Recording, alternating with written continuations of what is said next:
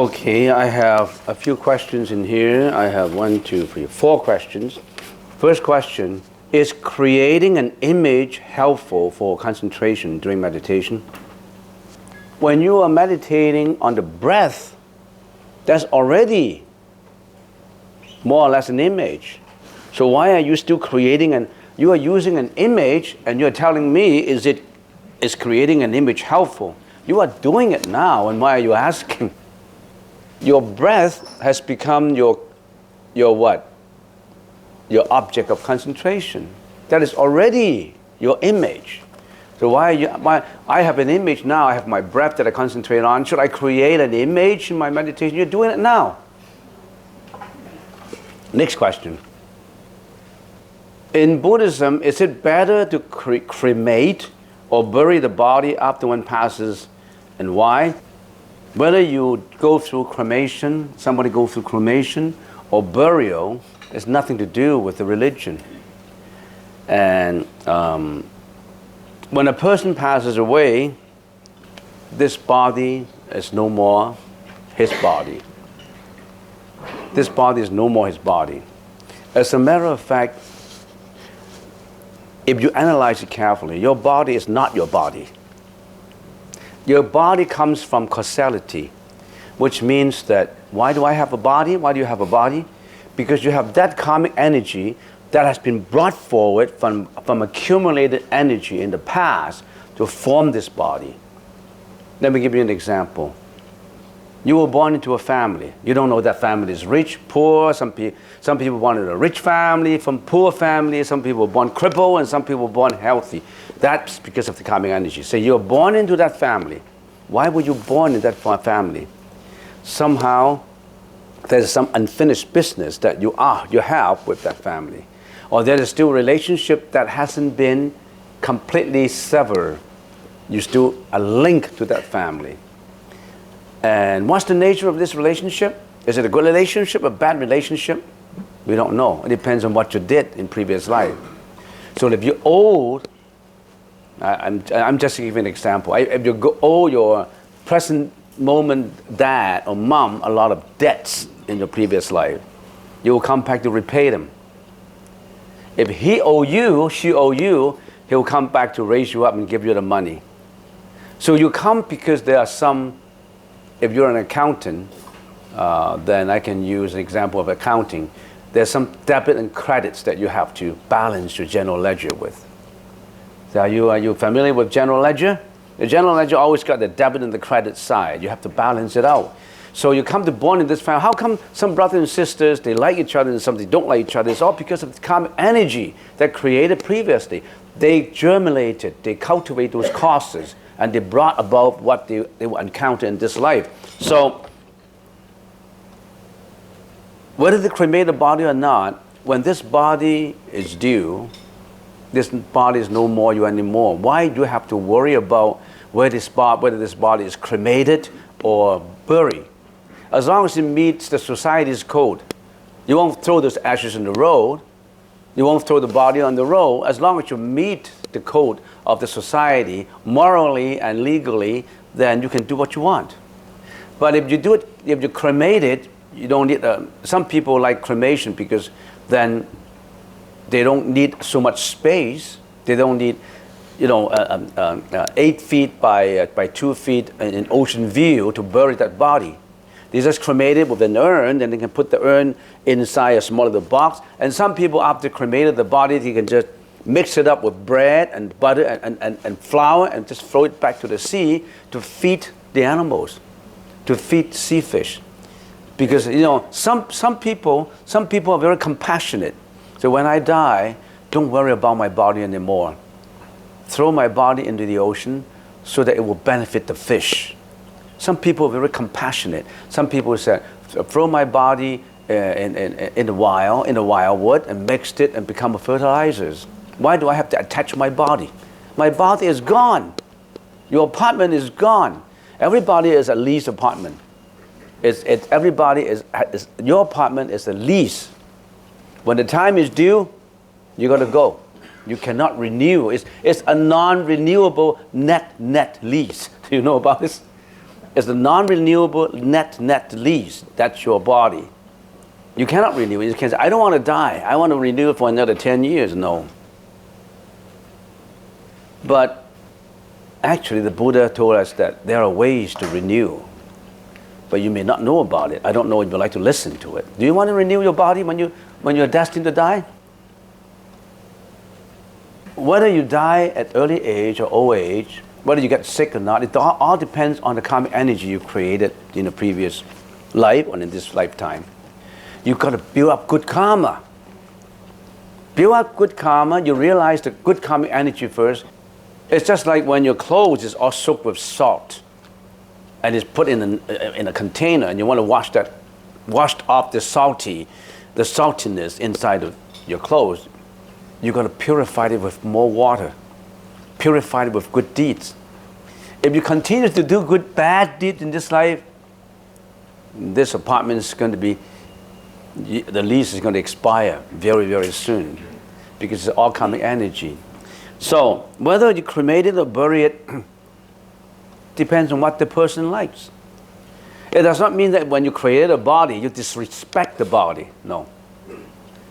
You cremate it sincerely and wholeheartedly, or you bury it. It does not matter.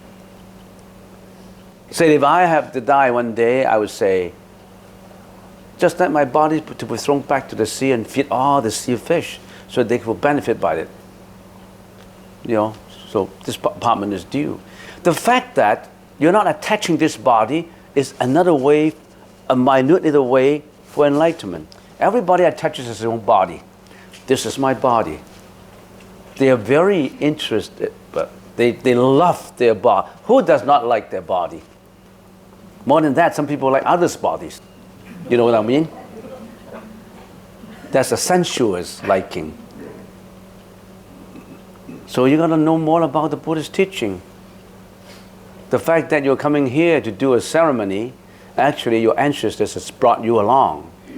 He or she wanted to listen to the Buddhist teaching so that you get some enlightenment, so that you can pursue that enlightenment path and not just bury yourself in the Epicurean way of eating, drinking, partying, getting fame and reputation and money and attached to good stuff like houses and cars. And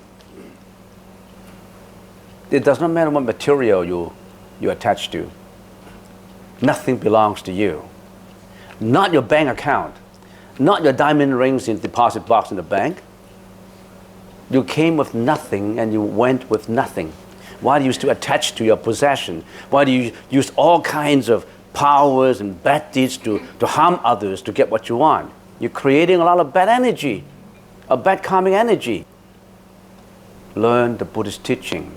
The Buddhist teaching is not about God. Blindly believing in a God, that God can forgive me. Whatever I do, that God will forgive me. Is that simple?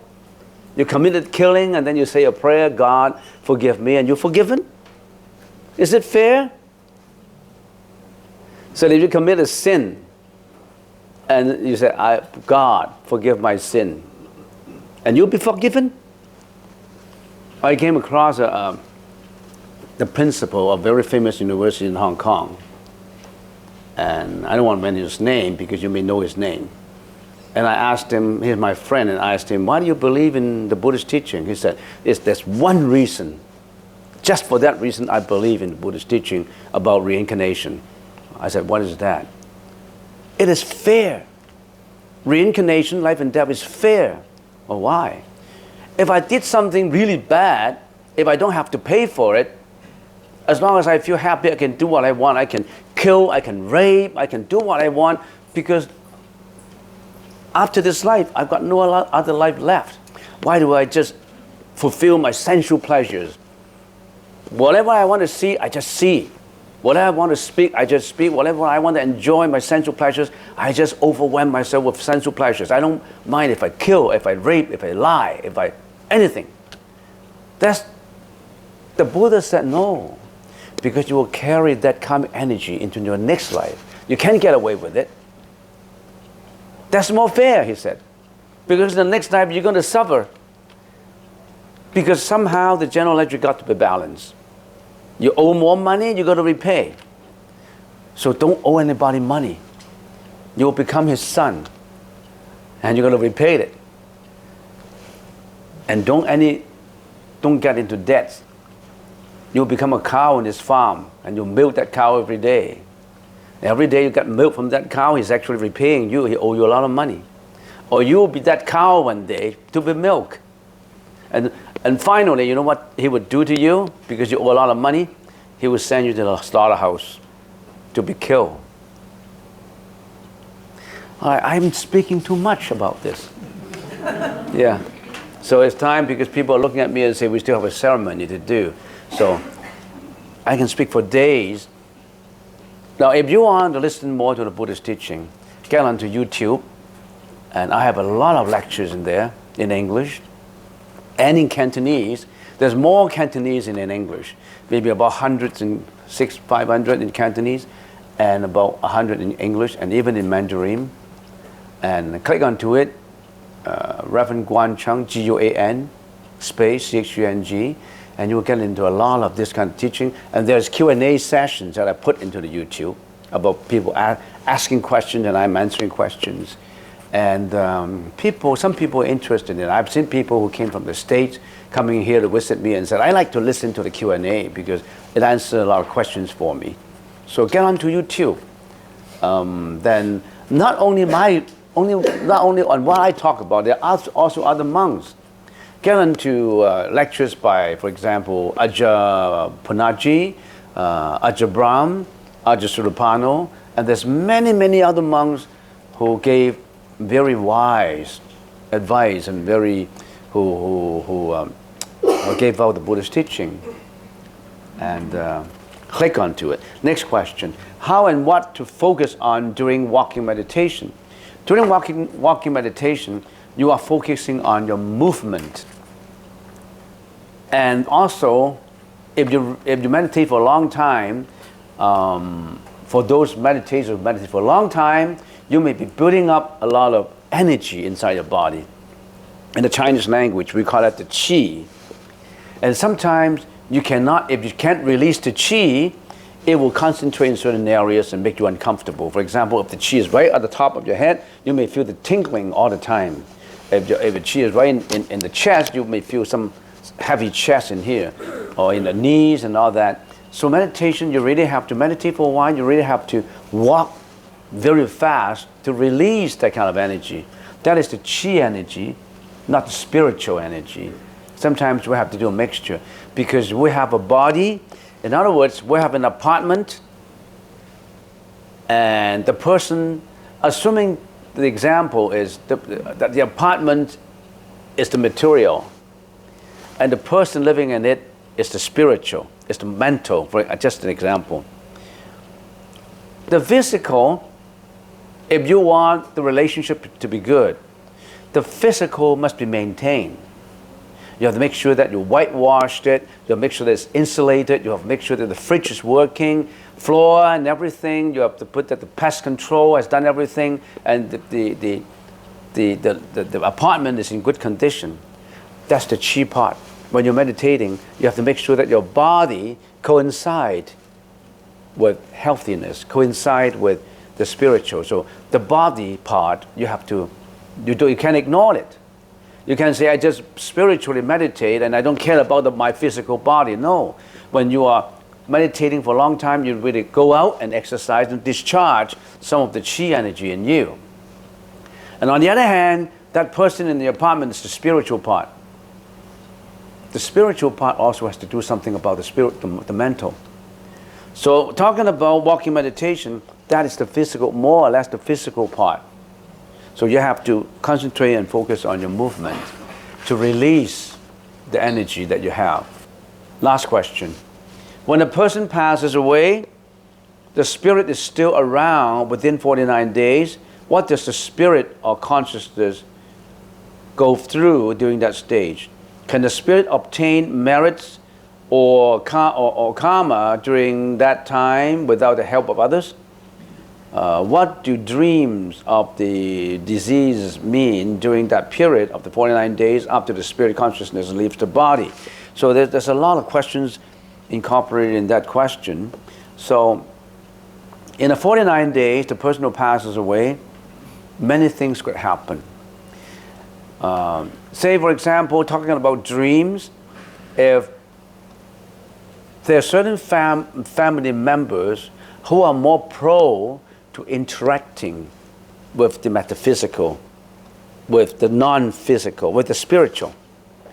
And that member of the family, because of the mental structure and all that, he may be easier to get in contact with the passed away.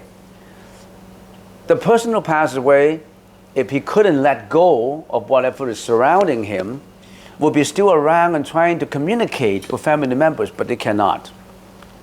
They cannot communicate with family members because they don't have a body anymore. And they don't have the power with the spirit to move stuff around. They don't have that power. So they cannot communicate with the family members.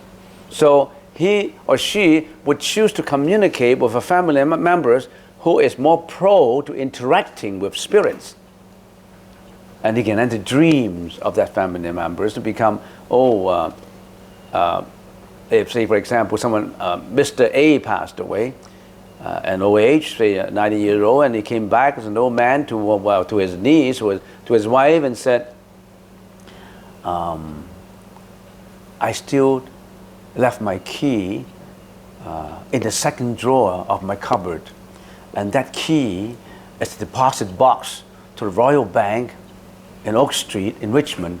Richmond doesn't have an Oak Street, does it? In Granville, in Richmond, and go and get my stuff.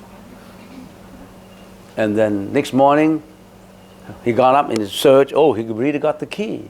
And he got the stuff. Oh, there's still some cash in there. So that's not surprising. And there could be a spirit who came back and said, make sure you put my tablets and put my name in a temple. And I like to be there. I like to hear monks and nuns chanting every morning.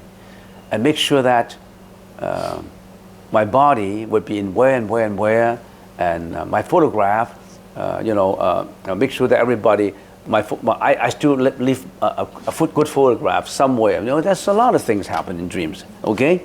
And what happened in the 49 days? In the 49 days, we call it the Bardo stage. The person who passed away could be still around if he's still attached to families. So if he's still attached to families, he will still be around. Whatever you do, he or she become very sensitive to it. Particularly if the family members start to fight for estates, take it to the court. I want that house. I want this car. I want this $20,000. How come the $100,000 is split not evenly? I want this. I want that. If you struggle, he knows all about it, and he won't feel happy about it. If he don't feel happy, the more you feel unhappy, the more he's attached to things around. The best is to let go. Let him let go. He doesn't have a body anymore because he is suffering. He has a body and cannot communicate with you. He's suffering. He should go to where his karmic energy attracts him to. You should say, oh, Dad, free to go where we want to go. And if you go on to the next life, make sure that you understand the Buddhist teaching. Liberate yourself from suffering. I will be doing this. I will be trying to understand the Buddhist teaching to liberate myself from suffering. I know everybody, this world is a world of suffering. And we all have to die anyway. Anybody who doesn't have to die, raise your hand. You don't have to die, raise your hand. Right? I'm right. So everybody has to die. Anybody here who would not get sick, raise your hand. You get sick? So you can't get away from these sufferings. The Buddha said there are ways to get away from sufferings, not only of yourself, of all those who are around you. Why don't you start, because of this ceremony, of this occasion, start to learn about all these spiritual path to get onto that emancipation, liberation of sufferings. It's enough to get up every morning, eat your breakfast, eat your lunch, go to work, care your kids, go to school. Everybody does that. You did that every day. Take an initiative to study the wisdom of that saint who told you you can relieve yourself of suffering. Are you not interested in that? or you're still interested in partying, still interested in getting a girlfriend, a wife, a husband, a Zonesi house, a Mercedes, a BMW, that's too low level. That's the level of material acquisition in humanity, in the spiritual emancipation is very low. Get a higher level.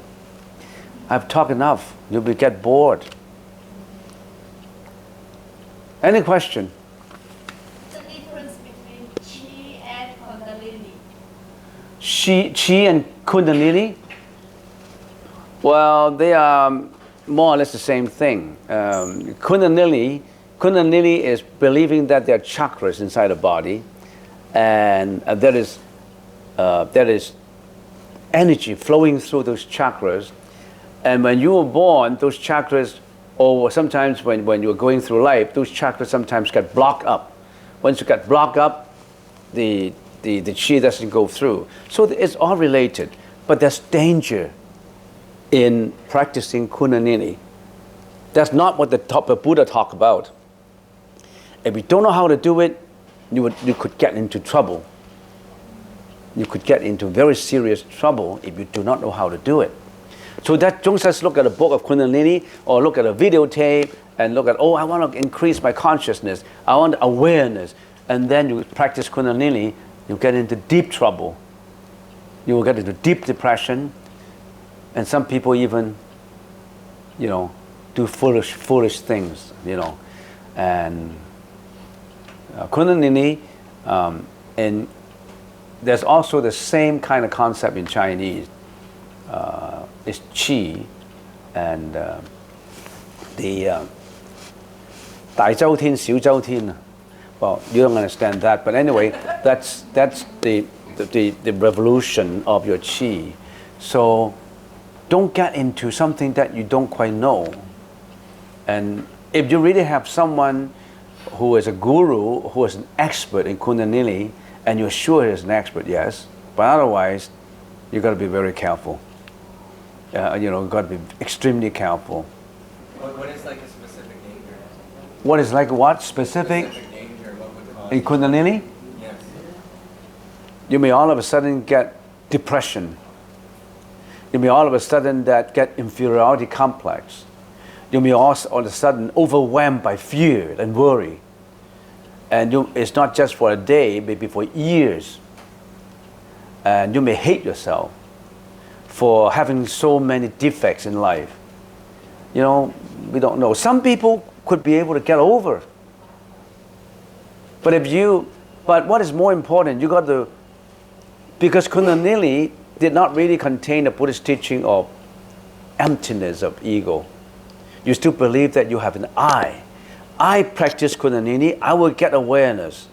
I would benefit from it. You're still acquiring something. You're still attaching to the acquisition of something. The Buddha said, get rid of your acquisition. So you have to get the Buddha's teaching into Kundalini, then you have a mixed balance, a better balance of it. Otherwise, you may get into trouble. Meditation is not just going into a rosy garden where you feel the most peaceful, the most comfortable. It could get into stormy weather, not just one time. You could get into many, many stormy weathers. But once you've gone through the storm, you're a saint. In other words, there's no easy lunch. Say, if you want to really go to that destination, you really have to put on your knapsack and you walk. You stumble, you fall, you hurt your knees, and you're crying. You have to go through all these difficulties. Buddha has gone through all these difficulties to get to enlightenment. There's no such thing as a rosy path and everything. Every day it's sunny, and I'm going to walk on it. As long as I can meditate, I'm going sunny weather. No such thing. The higher level you have, the more danger you have to overcome. But once you overcome those dangers, you're a saint.